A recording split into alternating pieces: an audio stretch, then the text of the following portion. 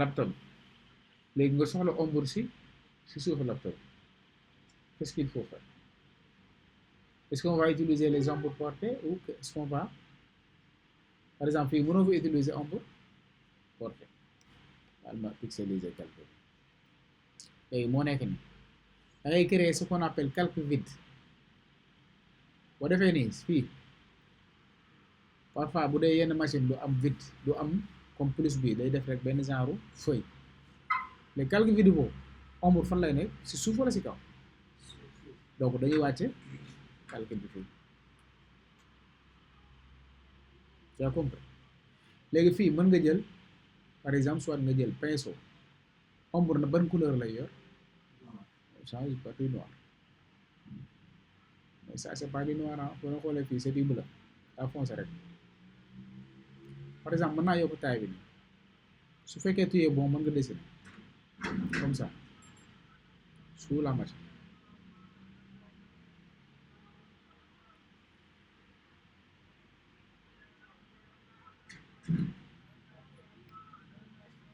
là après tu diminues le pas mais pareil qu'est-ce qu'il faut faire il faut atténuer ce que tu as tracé da ngay dem filtre dans filtre il y a flou et dans flou il y a flou gaussien là. Léegi là tu sens que ça ressemble plus à de l'ombre que des traces tey jii su ma ko wàcce woon gis nga day topp day duróog machine c'est comme ça qu'on crée des ombres voilà je supprime encore nga jël outil plume mais ici assure-toi que c'est pas tracé mais c'est forme nga jël fii nga tracé fii nga bëgg ombre yi nekk n'est-ce pas nga tracé waat nii tu suis la machine ba fii jusque là c'est bon nga dem dans filtre aussi flou gaussien fii lan lay wax ce calque de forme ne doit pas être pixelisé ou converti en objet dynamique doit être voilà s'il est pixelisé il ne pourra plus être modifié en tant que forme mais nous on n'a pas besoin de forme on a besoin d'ombre on peut lui dire pixeliser léegi bu ko pixeliser ñu yokk taille flou gaussien par exemple ici est-ce que gisate nga forme qu'est-ce que tu vois plutôt ombre tu valides bu la neexee nga wàcc on change d'outil de placement bu la neexee nga wàcc si c'est trop foncé qu'est-ce qu'il faut faire diminuer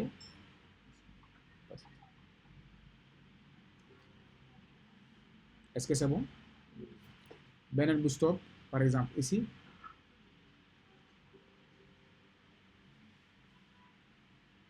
on a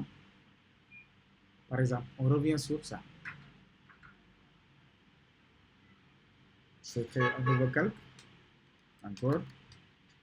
20 cm léegi par exemple je mets des textes par exemple je mets Fatima Amia Marie Moustapha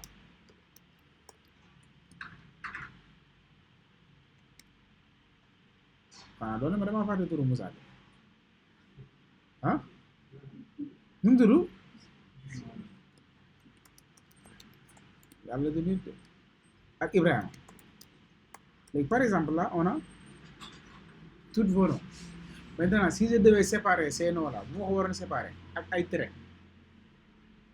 gis ngeen ni fii amul espace léegi da ngeen di dem ci fenêtre dans fenêtre il y a caractère wala ba sa caractère fii la leen lii mooy taayu texte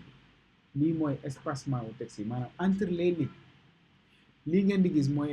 l'espacement entre les lettres par exemple su ma bësoon fii ma bës 200 gis ngeen lettre bi ñu écarté wu su ma bësoon fii bës moins 100 da ngeen gis lettre yi dafa taxaloo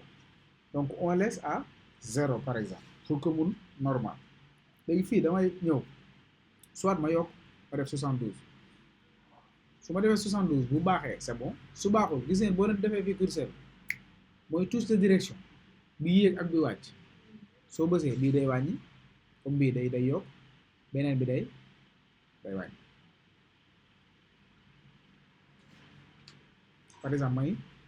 69 baax na wala 68 ça dépend li mu bës daa bari en tout cas boo accès fi nga bëgg da ngay valider léegi imagine bu fekkoon ay puce ngay créer puce ellipse moo koy def léegi da ngay zoom ba dajeeg faatu fii ci kaw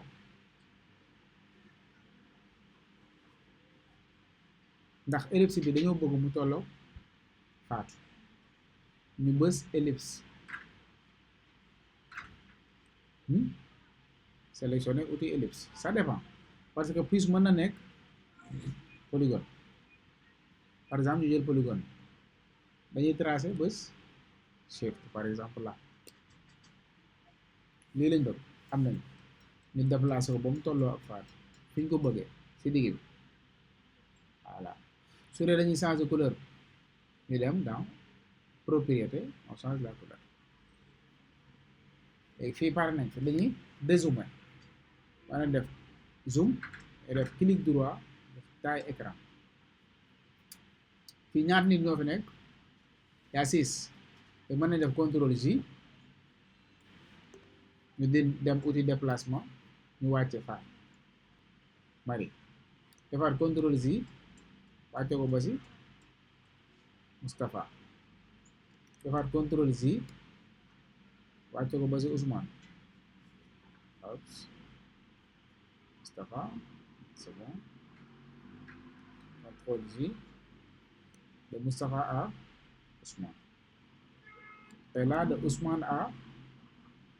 qu'est-ce qui s'est passé Ousmane affaire bëggul nga am de yow Ibrahima donc on peut descendre léegi wàcce bi aussi mën ngeen ko wàcce ak touche de direction yi léegi ñu wàcce waat ko ba si Ibrahima là c'est bon on a tout les puces léegi bu ñu fi bëggoon def ay lignes séparatrices dañuy def sélectionner rectangle ñu ñëw fii ñu tracer rectangle mais bu sew a sew par exemple ici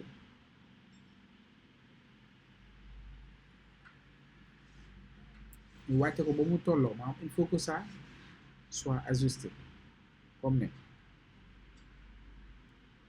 suñ ko bëggee dupliquer contrôle J nga wàcc contrôle J encore